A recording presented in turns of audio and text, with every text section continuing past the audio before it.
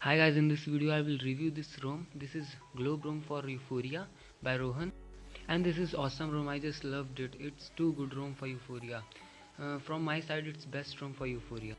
And this ROM supports VoLTE, but I cannot see any VoLTE sign in the status bar, as you can also not see. So this ROM supports VoLTE, and if I turn on the mobile data, you get the 4G icon, but its icon is of the mobile data, it's not of VoLTE, so there is no sign of any VoLTE I am getting. I don't know why I am not getting, or there is no sign in the ROM, but I am not getting that.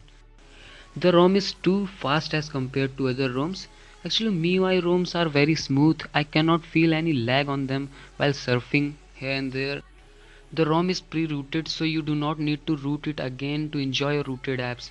But I recommend that don't use Xposed framework, because when I use Xposed after 10 to 15 days using ROM, it gets laggy, and this problem doesn't occur without Xposed. I love the Xposed framework, but because of this issue I am not using it. And if you think that there is no problem like this, so you can use it. But I think that it happens that ROM gets laggy after using it.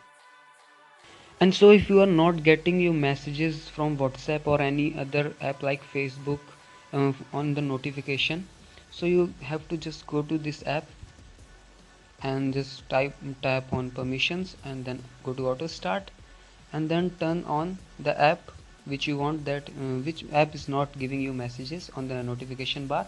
I've turned on my WhatsApp, Truecaller, Facebook Lite, Hi, because I was not getting the messages of this app without opening them on the notification bar.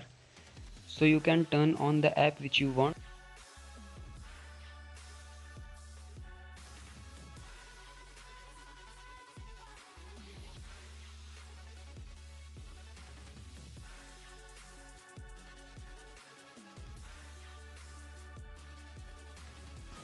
And the ROM is 32-bit, so you will face the multi-touch issue in this ROM.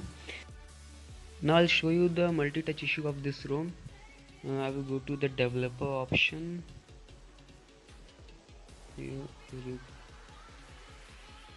Now I will touch my 4 fingers on the screen and I will show you what is the multi-touch issue of Euphoria.